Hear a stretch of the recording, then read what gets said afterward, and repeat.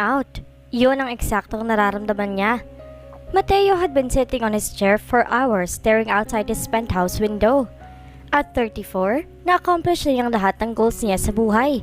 He had his own business, billions in his bank account, all the pretty girls in the neighborhood. Malayo nang narating niya, and yet there was restlessness inside him, a yearning he could not name. Bottom line, he had the world on his palm, and yet he was not happy. Bumukas ang pinto ng kanyang penthouse at pumasok ang isang babae. "There you are!" Anitong nakangiti. Ipinatong nito sa mesa isang bote ng Dom Perignon at 2 wine glass. "Kanina pa kita hinahanap, bigla ka na lamang umalis sa party." It was his 34th birthday. Binigyan siya ng isang surprise party ng kanyang mga kaibigan at ilang business associates. Ginawa iyon sa function hall ng mismong hotel na pag-aari niya. "I brought us this." Binuksan na niya ang bote ng champagne at nagsalin sa 2 kopita. "I hope you don't mind." Mapang-akit ang ngiti nito nang iabot sa kanyang isang wine glass. They shared a toast at sabay pang sumimsim. Ibinaba ni niya ang hawak sa mesa. Umupo ito sa kandungan niya at pinag-cruise ang 2 hita. Narilis ang laylayan na maikling cocktail dress nito. He put his glass down too. His hand automatically skimmed her smooth flesh. Nina was his current fling, a beautiful stylist in her late 20s. Nakilala niya ito sa isang social function. She had her eyes on him the moment he entered the room. After a few glasses of martinis and some subtle flirting, he took her to his bed and made her wild fantasies come true. I love it when you touch me like that," she purred. Ilang sandali pa ay tila nasa langit na siya dahil sa ginagawa nito. As confident and as skilled as Nina was pleasuring at him, eventually he knew he would grow tired of her and let her go. Nangangawit na ang panga ni Cassandra sa kangangiti. Ang hirap lang magpakita ng peking tuwa sa harap pa man din ng maraming tao. She'd rather stay inside her room with a good book than mingle with all the poker face socialites. Mabibilang sa daliri ang mga mukhang kilala niya. Curiosity lamang nagtulak sa karamihan ng mga narito para umattend sa engagement party niya. They were just curious kung sinong nakabihag sa mapaglarong puso ni Charles Ocampo. Napapagod na siyang talaga. Bukod sa hindi siya komportable sa suot niyang gown at nangangarin na siya sa ikot sa buong function room, naiilang na rin siya sa ingay at tawanan ng mga tao. Ngunit ayaw pa rin bitawan ni Charles ang kanyang kamay, kahit kanina pa siyang bumubulong ditong gusto na niyang magpahinga. "This is our engagement party, Cassandra. Ano lang ang sasabihin ng mga tao kapag umalis ka sa tabi ko? Nasapilitan lang ang kasal na ito, na ayoko naman talagang magpakasal sa'yo dahil hindi kita mahal." It would give her immense pleasure to bloat out those words, pero dahil pangalan ng daddy niyang malalagay sa kahihiyan, she just kept the words to herself. It turned out as a big shock to her nang sabihin nitong malaki ang pagkakautang nito kay Charles, at dahil hindi nito kayang bayaran iyon sa tinakdang palugit, siya na lamang ang hininging kapalit ng binata. Her father reluctantly agreed, at dahil isa rin siyang masunuring anak at gusto niyang tulungan ng ama, hindi na rin siya tumutol sa pakiusap nito. Cliché! At least, I'm worth 20 million pesos. Tuya niya sa sarili. Bumuntong hininga siya ng malalim, bagay na nagpalingon kay Charles. What's wrong? Gusto niya itong angilan. Hindi lang kayabangan ang taglay nitong trait. Numero 1 rin itong manhid at walang konsiderasyon. "I'm really tired, Charles," eksahirado niyang sabi. "Pwede bang umakit na muna ako sa suite para magpahinga? Namamanhid na talaga ang pa ako." Bahagyang naningkit ang mga mata nito. Hindi nito nagustuhan ang sinabi niya, pero wala na siyang pakialam. She really wanted to get away from the crowd and from him. "Okay, sige, ihahatid na kita." Pinigil niya ito. "No, alam ko naman kung nasa ng suite. Ako na lang." Para hindi na ito magreklamo at magpumilit pa, she tiptoed and gave him a quick peck on the cheek. Hustong nakita niyang tumutok sa kanila ang lens ng isa sa mga kameras na naroon. It was just for the show, na halatang nagustuhan naman ng lalaki. Hindi na ito tumutol nang lumabas siyang mag-isa.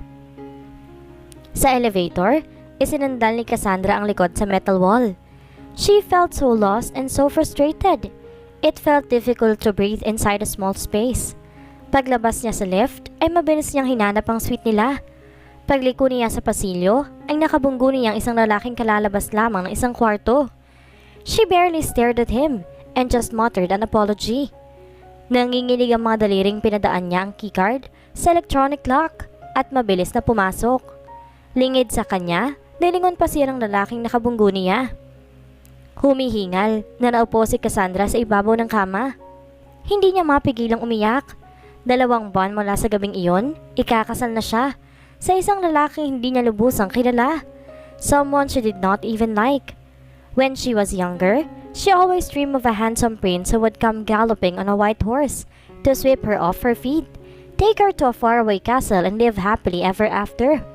Well, there would be no prince for her this time, no castle, and a happy ever after either.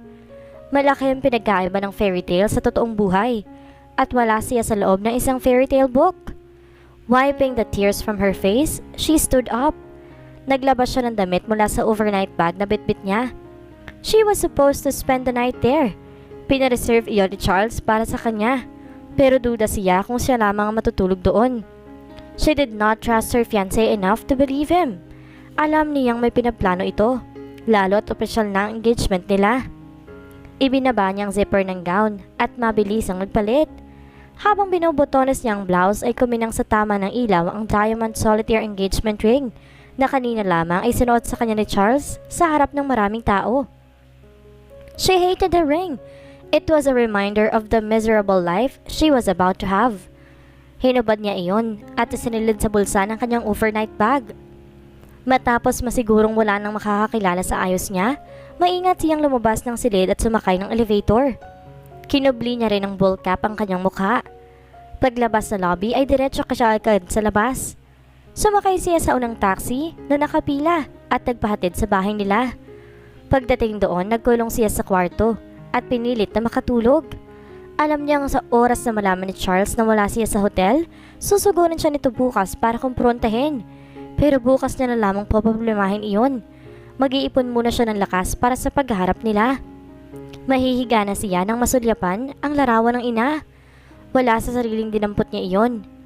Bata pa ang mommy niya sa picture. Suot pa nito ang uniforme ng isang flight attendant. Napangiti siya. 10 taon lamang siya nang mamatay ito. But she remembered her mother very well. Sa tuwing uuwi ito galing sa isa sa mga biyahe nito, she would always tell her stories about her travels, of the fascinating countries and places she had been to. Sa 4 na sulok ng kanyang silid, nakita niya ang buong mundo sa mata ng kanyang ina. Ipinangako niya sa sarili na isang araw ay lilibutan din niya ang pinakapaborito nitong lugar sa buong mundo, ang Ireland. Why not? Bigla niyang naisip. Kesa magkulong lamang siya sa loob ng bahay at hintayin ang pagsapit ng kasal niya, magbabiyahe na lamang siya. Pinag-resign na siya ni Charles sa trabaho niya sa kumpanya ng kanyang ama. Wala siyang ibang gagawin. Wala naman sigurong masama kung palalayain niya ang kanyang adventurous idea at side sa una't huling pagkakataon. Excited na tinawagan niya si Wendy, ang best friend niyang hindi rin sang-ayon sa kasalan nila ni Charles. Sinabi niya rito ang kanyang plano. Hindi pa man siya natatapos ay excited na ito sa balak niya. Tutulungan daw siya nito. Nang gabing iyon, nakatulog siyang may ngiti sa mga labi. She could not wait to go to Dublin. Kinabukasan, maaga pa lamang ay narinig na niya ang tinig ni Charles, nakausap ang kanyang ama. Nagsusumbong ito. Segundo lamang ay pinatawag na siya na matanda sa isang katulong. Walang imik siyang sumunod. Cassandra, ano tong sinasabi ni Charles na tumakas ka daw sa engagement party ninyo kagabi? Usisa ni Mr. Franco Hidalgo. She shrugged her shoulders and acted as casual as she could. I was tired. Gusto ko nang matulog. Nagpa-reserve ako ng isang suite para sa'yo. Anang fiancé niya. The bed was uncomfortable. Nagtagi sa mga bagang nito at matalim siyang tinitignan. Ayaw na ayaw ni Charles sa tinatakpan ng kahit sino man ang ego nito. Lalong ayaw nitong nalalamangan ng iba. Cassandra, magiging mag-asawa na kayo. Dapat ay sumusunod ka sa lahat ng gusto ni Charles. You're right, Dad. Magiging mag-asawa pa lang kami. And until then, I'm still a free woman. Inilisan mo na nga ako ng kalayaan sa nalalabing taon ng buhay ko. Pati ba naman ng ilang araw na lalabi bago ang kasal? Aalisin niyo pa rin sa akin? Cassandra? Look, Daddy. Cassandra, I already agreed to this marriage kahit palabag ito sa loob ko. At hindi ko po kayo ipapahiya sa matataas na tao sa lipunan na gusto ninyong paluguran. Bahagyang napayo ko ang kanyang ama sa simpleng sumbat na iyon. Kahit paano nagigilty rin siya. Batid niyang napilitan lamang din ito na ipakasal siya kay Charles. I just want the comfort of my own room. Malaking kasalanan na ba yun? Pwede bang ibigay niyo naman sa akin ang lalabing araw ng pagiging dalaga ko? Please? This is ridiculous! Inis na bulalas si Charles. What? Can't you trust your wife to be? Is it so hard to grant the wish of the woman whom you've professed your love to just the other night? Batid niyang tumagos sa malit na utak ng binata ang mga salita niya. Okay, hindi kita pipigilan hanggat hindi pa tayo kasal. But I am warning you, Cassandra. Kapag may ginawa ka makakasira sa pangalan ko, you and your father will pay for it. Maliwanag ba? Malapad siyang umiti. Her unaffected behavior made him angrier. Pero dahil nakapagbigay na ito ng salita, ay wala rin na rin itong nagawa. Maliwanag pa sa sikat ng araw, darling. The endearment was added as an insult. Lalong nagsalubong ang mga kilay nito. Kasalukuyang binabasa ni Mateo ang isang set ng papeles nang tumawag ang kanyang assistant na si Dave sa kanyang private line. This better be good, Dave. He could imagine his best friend / assistant rolling his eyes. Nasa Spain ito dahil matagal na siyang humihingi ng appointment sa isang hotel owner doon, si Don Joaquin Ignacio. Kailan lamang, in-announce ng hotel magnate na ibebenta na nito ang lumang hotel sa Austria, ang La Precioso 1. Matagal na niyang gustong bilhin ang property na iyon sa Asturias. Bukod sa magandang location at malaki ang potential nito para maging isang world-class establishment, may sentimental value din ang naturang lugar para sa kanya. May good news at bad news ako sa iyo, anang assistant at kaibigan niya. The bad news first. Hindi pumayag si Don Joaquin sa hinihingi mong appointment. Inaasahan na niya iyon. Nakailang tawag at emails na ba siya rito? But the elusive old man had not replied. Not even once. Pagod na sinandal niya ang ulo sa upuan. What about the good news? Matamlay na tanong niya. He invited you to stay with him in his farmhouse sa Ireland. Sagot nito. Ireland? Yup. As a matter of fact, pupunta na siya sa Dublin bukas. He scheduled a dinner party at his newly acquired mansion sa... He took down the address he have dictated. Why there? Bakit hindi na lamang sa Spain? Beats me, sagot ni Dave. He smoothed a deep frown with his fingers. Mukhang hindi lang ikaw ang inimbita niya. 2 other prospective buyers were also invited. You better be prepared, Mateo. We don't know what goes on inside that eccentric brain of his. My personal guess, he wants to give some sort of a test. That's absurd, reklamo niya. Anong klaseng test naman ay bibigyan nito sa kanila? Wala tayong magagawa. It's his property. So I have to fly to Dublin and impress him. Right. He took a mental note of his work schedule. Pwede siyang magbakasyon ng hanggang 2 linggo. Hindi na siya pwedeng mawala pa sa opisina ng higit doon. Hindi kasi siya kampante na dinedelegate lamang ng mga tauhan ng trabaho. Looks like I have no choice. I will book a flight to Dublin right away. May iba ka pa bang sasabihin? Tumikim muna si Dave. Boss. Base sa tono nito, nahulaan na niyang nais itong hilingin. The answer is no. I need you here ASAP, Dave. Pero, boss naman. Angal nito. Matagal na itong humihiling ng bakasyon. Pinagbagyan na kitang pumunta ng Spain. Abay, sobra-sobra ng 1 linggong inilagi mo dyan. I came here for business, Mateo. In case you have forgotten. Humalakak siya. Business, my ass? Gaano ba kahirap kausapin ng isang matanda? The other man groaned. Itatanong ko rin yan sa'yo kapag nakaharap mo siya. God, hindi ko alam kung may demensya na matandang yon or he is just plain weird. Catch the first trip home, Dave. That's an order. Kung aalis ako, I need you here at the office. Alam mo ikaw ang second in command ko. Nakatawa pa ring utos niya. Hindi siya natatakot na ma-offend ito. Kilala na siya nitong workaholic at kayang sakyan ni Dave ang ugali niya. I swear, Mateo, one day, you will be the death of me. Tinawanan lang niya ang sinabi ng kaibigan. Pagkatapos niya itong kausapin, tinawagan niya ang suki niyang travel agency. Kaagad siyang nagpabook ng flight patungong Dublin. Cassandra wanted to squeal. Pagpasok pa lamang sa eroplano, gusto na niyang maglundag sa tuwa. I can't believe I'm doing this! Dahil sa tulong ni Wendy, mabilis siya nakakuha ng tourist visa papuntang Ireland. With her flight already scheduled, alibay na lamang ang kailangan niya. At ano pa nga ba ang pinaka-convincing na alibay? Kundi, I'm going out with my friend type. At dahil kilala ng daddy niya si Wendy, hindi man lamang ito naghinala. Ganon pa man, naging maingat pa rin siya. Wala kasi siyang tiwala kay Charles. Hindi niya mabura sa isip ang munting tinig na nagbubulong na binabantay nito ang bawat kilos niya. Thankfully, nakarating sila ni Wendy sa airport at nakasakay siya ng eroplano nang walang humahabol sa kanya. Nang makita kanyang seat number, kaagad na siyang naupo. By now, alam na ng daddy niya na nawawala siya. Isang sulat ang iniabot niya kay Wendy na ibibigay nito sa kanyang ama oras na nasa ere ng eroplano. Nakasuot doon na magbabakasyon siya ng 2 linggo. Hindi na niya sinabi kung saan. Nangako siyang babalik bago pa ang kasal nila ni Charles. Nakailaw na ang fasten the seatbelt sign. Nagsimula na rin ang in-flight passenger announcements. Ilang sandali pa ay nasa himpapawid na sila. Cassandra settled on her seat comfortably. Patungong Hong Kong ang Philippine Airlines flight na sinakyan niya. May mahigit 1 oras silang stopover doon bago lumulan sa isang British airline flight patungong Heathrow, London. And from there, they would need to transfer to another flight bound for Dublin.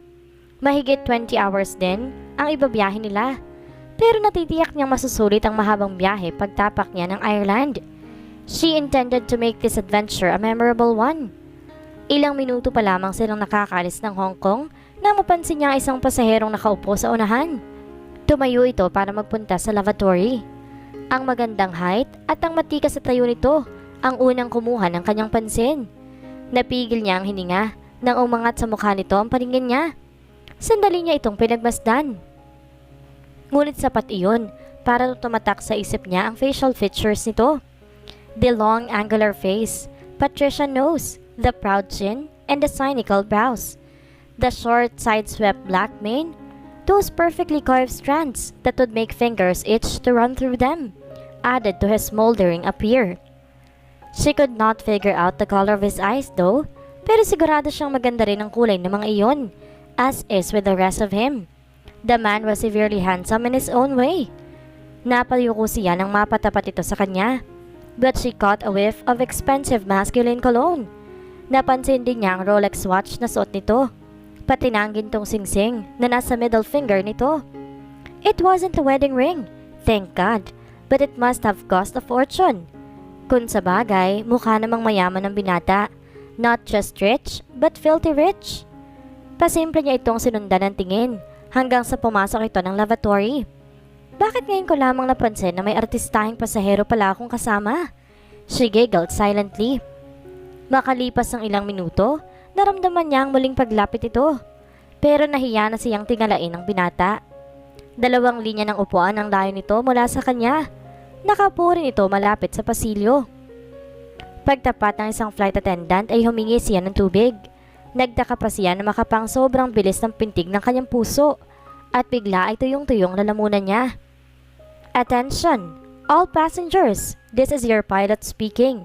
Due to the current extreme weather condition, all flights bound for Dublin will be diverted to Cardiff, Wales. What the hell? Hindi napigilan ni Mateo ang mapamura. Kanina pa sila nakakaramdam ng turbulence, but he did not think that it would be worse. Nagsisimula nang magpanik ang ibang pasahero, pero hindi siya. He was more impatient than alarmed, and a bit bored. Bago na tinawag niya ang isang flight attendant. Why can't we land at Dublin? There is a storm, sir. The airport has been closed down and all incoming and outgoing flights were cancelled. Magalang na sagot ng babae. Matapos magpasalamat, ay bagot na sumandal siya at sinarili na lamang ang nararamdamang inis. After the turbulent fight, nakapaglanding sila ng ligtas sa Cardiff, Wales. Nearly chaotic ang atmosphere sa arrival area. Maraming iritadong pasaherong nagtatanong sa mga gate agents. Siya man ay nagtanong din ngunit walang konkretong maisagot sa kanya ang ground stewardess dahil depende raw iyon sa lagay ng panahon. Furious, he walked out of the airport with his baggage.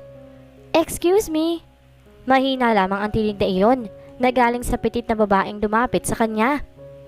Narinig kitang nagtanong sa gate agent. Pupunta rin kasi ako sa Dublin. Ako nga pala si Cassandra Lorenzo. Inilahad nito ang isang palad para makipagkamay. Tinitigan lamang niya iyon. Wala siyang panahong makipag-chit-chat sa isang babae. Gaano man ito kaganda. Okay, she said with a bit of disappointment. Nanatili ito sa tabi niya. So, any idea on how we can get to Dublin? Muli ay tanong nito nang hindi tumitingin sa kanya. Dahil mainit ang ulo, bigla niya itong hinarap. Look, lady, I don't want to sound rude, pero wala ako sa mood na makipag-usap ngayon. As you can see, I'm pissed. Nakataas ang isang kilay na sumulyap ito sa kanya. Suplado ka pala. Kaswal nitong ganti. Imbes na patulan, nilapitan na lamang niya ang unang cab na huminto sa kanilang harapan. Laking gulat niya nang sumakay doon ang babae. Anong ginagawa mo? This cab is already taken. Nagkibit ito ng balikat, saka matamis siyang initian. Alam ko, wala naman sigurong masama kung makashare ako. Have a heart to your fellow Filipino. Anyway, pwede namang ikaw muna ang unang ihatid ng driver sa pupuntahan mo. She patted the seat beside her. Sakay na. Don't worry, hahatian naman kita sa bayad. Kung umasta ito, parang matagal na silang magkakilala. At unti-unti nang nasasagad ang pasensya niya. Sumakay siya at padabog na isinara ang pinto. Napalingon pa sa kanila ang driver. Is there any problem? The man asked in his Cardiff English accent. No, my boyfriend is naturally grumpy. Just don't mind him. The woman gave the driver a charming smile. The latter smiled back at her and then glared at him. Where is that to, miss? Akmang magsasalita si Mateo, pero inunahan siya ng dalaga. Well, we're trying to get to Dublin, but all flights were cancelled due to the storm. Don't you know, by any chance, of other travel options? Pwede raw silang dalhin ito sa Central Station, kung saan pwede silang sumakay ng train papuntang Holyhead. May ferry service doon patungong Dublin. Ngunit hindi dito sigurado kung may biyaheng ferry sa ganoong panahon. Matataas daw kasi ang alon sa dagat kapag ganoong may bagyo. May kaibigan daw itong may-ari ng isang fishing boat na nakadock sa malapit lamang na pantalan. You can ask him. No. Yes. Nagkasabay pa sila sa pagsagot ng dalaga. Matalim niya itong tinitigan. Are you crazy? Ferry nga hindi nangahas mag-sail sa ganitong panahon. Isang fishing boat pa kaya? Where is your sense of adventure, Prince Charming? Sense of adventure, my ass. Hindi niya isusugal ang buhay niya para lamang makarating sa Dublin. I'm not going. Pinal niyang sabi. Take us to the nearest hotel. Nakita niyang umiling ang driver, pero hindi ito nagsalita. Ilang minuto lamang nang ihinto ang taxi sa tapat ng isang maliit na hotel. Bumaba siya. Bumaba rin ang dalaga. Sumunod ito nang pumasok sa lobby ng hotel. Hindi iyon kalakihan, ni wala nga siyang nakitang porter. I need a room. For you and your wife, sir? Nangunot ang noo ng binata. Nilingon niya ang intian ng babaeng nakatalaga sa front desk. On cue, lumapit si Cassandra at yumakap pa sa isang braso niya. Kahit na bigla, hindi niya magawang tabigin ang kamay nito. Napatitig na lamang siya sa mga mata ng dalaga. Mga matang animoy nakangiti, katulad din ng mapipintog na labi nito. We only have a single standard and a deluxe room available. Anang receptionist na nakatutok sa computer. We will take the deluxe, sabi ni Cassandra bago pa siya makapagsalita. Again, pinagtakahan niya kung bakit hindi niya iyon sinalungad. I need your name, sir. Nakatulala lamang siya. Siniko siya ni Cassandra. Honey, tinatanong ka niya. Pinilig niya ang ulo at saka pa lamang binalingan ng receptionist. What names will I list down, sir? It's Mateo. Mateo Salvador. Mr. and Mrs. Mateo Salvador. Ulit nito habang tinatype ang information sa computer. Will you be staying for just a night? Yes, sagot niya. Matapos mag-encode sa computer, may tinawag ito sa intercom. Lumabas ang isang binatilyo mula sa pintong nasa kaliwa ng reception table. Iniabot ng receptionist ang isang susi dito. Kinuha nito ang maleta ni Cassandra at iginiya sila sa elevator. Bumaba sila sa 3rd floor. Matapos buksan ng binatilyo ang silid na inarkila nila, ay ibinigay na nito kay Mateo ang susi. Inabutan nito ng tip ni Cassandra. Napansin niyang namula mga pisngi ng binatilyo at nahihiya itong napayuko ng antian nito ng matamis na dalaga. Ikinandado niya ang pinto pagkalabas ng bellboy.